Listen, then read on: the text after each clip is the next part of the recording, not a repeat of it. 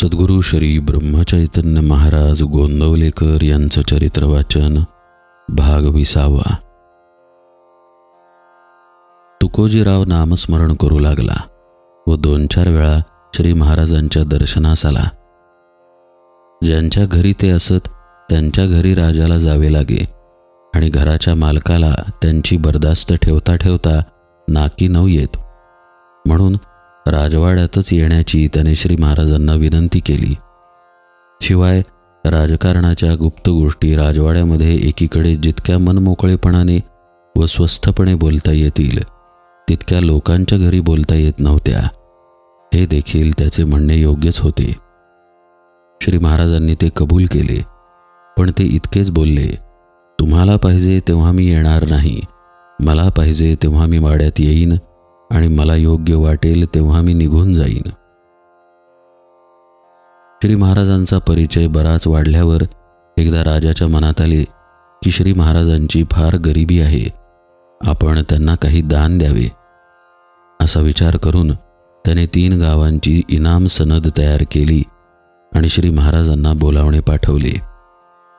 बोलावणे आले की आत्ता येतो असे म्हणून श्री महाराज लोकांशी बोलण्यात गुंतून जायचे.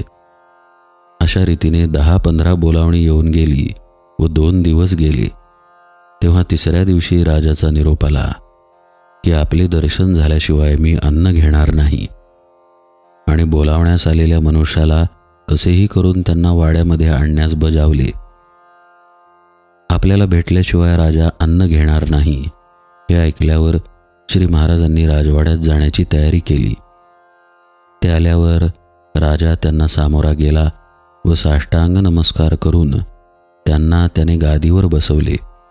नंतर त्याने सनदेचा कागद मोठ्या आदराने पायांवर ठेवून पुन्हा नमस्कार केला. हे काय आहे असे म्हणून श्री महाराजांनी तो कागद आपल्या हातात घेतला, थोडासा वाचून पाहिला आणि टरदिशी फाडून टाकला आणि त्याला म्हणाले, असला माझा मिंधा परमार्थ नाही, मला देणारा राम समर्थ आहे. तुकोजीराव तेजस्वी खरा, पण आपण होऊन लक्ष्मी पायांशी लोटांगण घालत असता तिला पायांनीच दूर ढकलण्यामध्ये दिसणारे श्री महाराजांच्या अंगचे निस्पृहपणाचे तेज पाहून तो व इतर सर्व लोक चकित होऊन गेले. या प्रसंगानंतर काही दिवस गेल्यावर राजाची व इंदूरच्या इंग्रज रेसिडेंटाची काही बाचाबाची झाली. त्यामुळे राजा फार अस्वस्थ झाला. आपले दुःख त्यांच्या कानावर घालून त्यांचे 4 शब्द ऐकावे म्हणजे आपल्या मनाला शांतता येईल असे वाटून दुपारी 2 वाजता त्याने श्री महाराजांना बोलावणे पाठवले. नुकतेच जेवण आटोपून श्री महाराज विश्रांती घेण्यासाठी खोलीकडे निघाले होते. इतक्यात राजाचा मनुष्य आला व त्याने निरोप सांगितला. तो ऐकून ते तसेच उघड्या अंगाने निघाले. वाड्यात आल्यावर आपण एकटेच वर गेले व राजाच्या खोलीमध्ये शिरले. त्यावेळी राजा रस्त्याजवळच्या खिडकीसमोर उभा राहून एकाग्र मनाने काहीतरी पाहत होता. त्याच्या डोळ्यातून अश्रू ओघळत होते. श्री महाराज हळूच त्याच्या जवळ गेले व म्हणाले, राजा, तू काय पाहत आहेस? तुला कसले वाईट वाटत आहे? हे ऐकताच तो एकदम त्यांच्याकडे वळला. त्याने त्यांच्या गळ्याला मिठी मारली व म्हणाला, महाराज, काय सांगू आपल्याला? रस्त्याकडेच्या झाडाखाली बसलेला तो भिकारी पहा. तो झाडाला टेकून बसला आहे. भीक मागून आणलेला भाकरीचा 1 तुकडा त्याच्या हातात आहे आणि 1 तुकडा तोंडात आहे. तो भाकरीचा घास चावता चावताच त्याला गाढ झोप लागली आहे. तोंडात घास तसाच असून तो कसा स्वस्थ निजला आहे. तो खरा भाग्यवान. आणि मी उत्तम जेवण जेवतो, पलंगावर मऊ मऊ गाद्या घालून त्यावर निजतो. इतके नोकर चाकर माझ्या हाताखाली दिमतीला आहेत, परंतु रात्रभर अंथरुणावर पडून मी झोपेशिवाय तळमळत असतो. त्या दिवशी त्याचे व श्री महाराजांचे तासभर संभाषण होऊन राजाची वृत्ती प्रसन्न झाल्यावर ते परत घरी आले. याच मुक्कामात श्री आनंदसागर व श्री ब्रह्मानंद या दोघांची श्री महाराजांची गाठ पडली. इंदूरमध्ये बरेच दिवस वास्तव्य केल्यामुळे श्री महाराजांचे नाव जिकडे तिकडे पसरले. एखाद्या राजाला शोभेल असे त्यांचे ऐश्वर्य तिथे असे. ते जेथे जेथे राहत तेथे तेथे भजन, नामस्मरण आणि अन्नदान धडाक्याने चालू होई. अनेक प्रकारचे व अनेक प्रांतीचे लोक येऊन त्यांच्याजवळ समाधान पावत व परत जाताना नाम घेऊन जात. ही त्यांची कीर्ती गोंदवल्यास पोचली. तेव्हा गीताबाईंनी दादोबा व गोपाळ नावाच्या त्यांच्या नातेवाईकांना त्यांना घेऊन येण्यासाठी इंदूरला पाठवले. ते इंदूरला येऊन श्री महाराजांना भेटले. तेव्हा त्यांचा फार आदर सत्कार करून श्री महाराजांनी त्यांना ठेवून घेतले. दादोबांनी आईचा निरोप सांगितला तेव्हा श्री महाराजांच्या डोळ्यांना पाणी आले व आपण आता लवकर जाऊ असे त्यांनी त्यांना आश्वासन दिले. पण तेथील आनंदामध्ये दादोबाच लवकर परत जाण्याचे विसरले. तेव्हा 10-12 दिवसांनी श्री महाराजच त्यांना बोलले, अरे दादोबा, आपल्याला घरी परत जायचे ना, मग असे करून कसे चालेल, आपण उद्या निघायचेच. श्री महाराज इंदूर सोडणार ही बातमी पसरण्यास वेळ लागला नाही. लगेच भेटायला येणाऱ्या मंडळींची गर्दी उडाली. श्री महाराजांना जेवायलाही अवकाश राहिला नाही. म्हणून आणखी एक दिवस त्यांचा मुक्काम वाढला. दुसऱ्या दिवशी जिजीबाई आली व म्हणाली, महाराज, मला आपण श्री तुकामाईंकडे नेण्याचे वचन दिले आहे. आपण एकदा येथून गेला की पुन्हा इकडे केव्हा याल याचा नेम नाही, म्हणून मी आपल्याबरोबर येणार. तिचे हे बोलणे ऐकून भैयासाहेब म्हणाले, महाराज, मला देखील आपण घेऊन चला. मलाही श्री तुकामाईंचे दर्शन करून द्या. श्री महाराजांनी दोघांनाही बरोबर घेतले आणि सर्व मंडळींनी इंदूर सोडले. इंदूर सोडल्यावर जवळजवळ 1 महिन्याने ते येहळेगावला पोचले. श्री महाराजांनी आपल्याबरोबरच्या मंडळींना अशी सक्त ताकीद दिली होती की येहळेगावला असेपर्यंत कोणीही त्यांना महाराज म्हणायचे नाही आणि कोणीही त्यांच्या पाया पडायचे नाही. श्री तुकामाईंना पाहिल्यावर श्री महाराज, जिजीबाई व भैयासाहेब या सर्वांनी त्यांना साष्टांग नमस्कार घातला.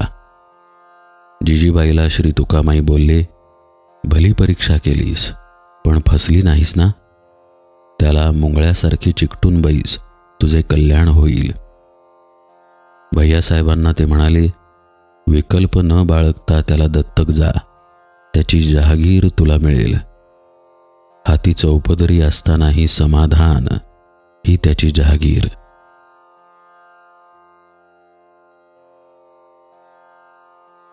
प्रकरण 6. गोंदवल्यास वास्तव्य आणि लोकसंग्रह. गोंदवल्यास पुनरागमन. मागे सांगितल्याप्रमाणे जिजीबाई व भैयासाहेब मोडक यांना श्री तुकामाईंच्या पायावर घातल्यावर श्री महाराज त्यांच्यासह गोंदवल्यास आले. 8-15 दिवस राहून ती मंडळी इंदूरला परत गेली. यानंतर म्हणजे सुमारे सन 1890 पासून श्री महाराज गोंदवल्यास बरेच स्थिर राहू लागले. त्यांचे वय आता 45-46च्या आसपास होते. बाहेरच्या पुष्कळ लोकांना त्यांची माहिती झाल्याने आणि ते गोंदवल्यास जरा स्थिर राहिल्याने लोकांचे त्यांच्याकडे येणे जाणे खूपच वाढले. वयाच्या 9व्या वर्षी श्री महाराज पहिल्या प्रथम घराच्या बाहेर पडले. तेव्हापासून वयाच्या 45व्या वर्षापर्यंत आपला पुष्कळसा काळ त्यांनी पर्यटन करण्यामध्ये घालवला. ते बहुधा एकट्याने संचार करीत आणि एका लंगोटीशिवाय त्यांच्याजवळ काही नसे. भारतवर्षामधील सर्व तीर्थे त्यांनी पाहिली व अनेक वार काशीची कावड रामेश्वरला नेली. भारतभूमी ही अध्यात्मभूमी आहे. तेव्हा या भूमीमध्ये अनेक ठिकाणी अनेक लोक भगवंताच्या प्राप्तीसाठी अनेक प्रकारची साधने करण्यात आपले आयुष्य वेचित असतात. अशा रीतीने परमार्थाकडे प्रवृत्ती असणारे किती लोक येथे अस्तित्वात आहेत हे पाहण्यासाठी श्री महाराज सबंध भारतवर्ष 3 वेळा पायी हिंडले. आपल्या देशातील प्रत्येक खेड्याची त्यांना माहिती होती. गोंदवल्यास येऊन राहिल्यानंतर एखाद्या गावची गोष्ट निघाली म्हणजे ते सांगत, मला ते गाव माहीत आहे, लहानपणी फिरत फिरत मी तिथे गेलो होतो, तिथे अमुक प्रकारचे मंदिर आहे, तिथली घरे अमुक प्रकारची आहेत, तिथे अमका मनुष्य असा होता वगैरे. एकदा प्रसिद्ध वेदांती बाबा गर्दे त्यांना भेटण्यास गदगला आले. त्यांनी श्री महाराजांना नमस्कार केल्यावर भाऊसाहेब केतकर त्यांची ओळख करून देऊ लागले. त्यावेळी श्री महाराज बोलले, मी यांना पाहिले आहे. बाबा, अमक्या वर्षी तुम्ही विजापूरला मास्तर होता. एके दिवशी दुपारी 12 वाजता तुम्ही वर्गामध्ये शिकवीत होता. तेव्हा मी बाहेरून खिडकीतून तुम्हाला पाहून गेलो. इतक्या अफाट पर्यटनामध्ये अक्षरशः लाखो लोकांशी त्यांचा संबंध आला. त्यांना आपण कोण म्हणून विचारणारेही काही लोक भेटत. मी जंगम आहे असे श्री महाराज त्यांना उत्तर देत. ज्या ज्या माणसांचा त्यांच्याशी संबंध आला त्या प्रत्येकाला त्यांनी रामनामाचा छंद लावला. सिद्धीसाठी साधन करणाऱ्या योग्यांना त्यांनी नामाचे महत्त्व पटवून भक्तीच्या मार्गाला लावले. जुन्या शास्त्रीय पद्धतीने वेदांताचा 12 वर्षे अभ्यास केल्यावर तोंडाने शिवोहम म्हणत विषय भोगणाऱ्या कित्येक वेदांत्यांना व संन्याशांना त्यांनी भगवंताच्या नामाला लावले. तसेच कर्मकांड हेच जीवित सर्वस्व मानून भगवंताच्या भजनाला तुच्छ लेखणाऱ्या अनेक वैदिक विद्वानांना त्यांनी हातात माळ घेऊन रामनामाचा जप करायला लावले. श्रीमंत, अधिकारी व विद्वान किती नामाला लावले याची तर गणतीच नाही. आपल्या देशामध्ये साधू पुरुष बरेच आढळतात, परंतु येथे साध्वी स्त्रिया किती आहेत हे पाहण्यासाठी श्री महाराज मुद्दाम सर्व भरतखंडभर एकदा हिंडले. फक्त 3 साध्वी स्त्रिया त्यांच्या पाहण्यात आल्या. त्या तिघीही पूर्ण ब्रह्मज्ञानी होत्या असे ते सांगत. इतकेच नव्हे तर त्या स्त्रियांना मुले बाळे वगैरे प्रपंचाचा सर्व पसारा असून सुगृहिणी म्हणून त्या संसारामध्ये नांदत होत्या. या तिघींपैकी एक बाई मद्रासकडची, एक बंगालमधील आणि एक महाराष्ट्रातील होती असे श्री महाराज म्हणाले. प्रवासामध्ये हजारो लोकांनी त्यांना गुरुत्व दिले, परंतु त्यापैकी पुष्कळांना श्री महाराज कोण व कुठले हे माहीत नसल्याने ते लोक गोंदवल्याला आलेच नाहीत. काशीमध्ये आणि अयोध्येमध्ये श्री महाराजांना दख्खन का साधू असे म्हणत. ते इंदूरमध्ये पहिल्याने प्रगट झाले खरे, पण तिथेही गोंदवल्याबद्दल कोणासही काही ठाऊक नव्हते. ज्यावेळी दादोबा व गोपाळ त्यांना परत घेऊन जाण्यासाठी आले त्यावेळी इंदूरच्या लोकांना गोंदवल्याची माहिती झाली आणि नंतर ते श्री महाराजांना गोंदवलेकर महाराज असे म्हणू लागले. पुष्कळदा श्री महाराज अशी गंमत करीत की त्यांना भेटण्यासाठी येत असलेला मनुष्य गोंदवल्याच्या जवळ आला म्हणजे ते पूर्वी त्याच्या गावी गेले असताना घडलेली हकीकत बरोबरच्या मंडळींना सांगण्यास आरंभ करीत.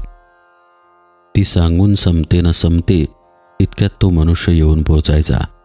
तो आला की लगेच ते म्हणत, बघा, हे गृहस्थ त्या गावचेच आहेत. मी आता सांगितलेली हकीकत खरी आहे की नाही हे त्यांना विचारा. यापुढे दुसऱ्याचा भोग भोगून संपविला, श्री राम मंदिराची स्थापना इत्यादी चरित्र भाग आहे. तो आपण यथावकाश पाहूया. जानकी जीवन स्मरण जय जय राम.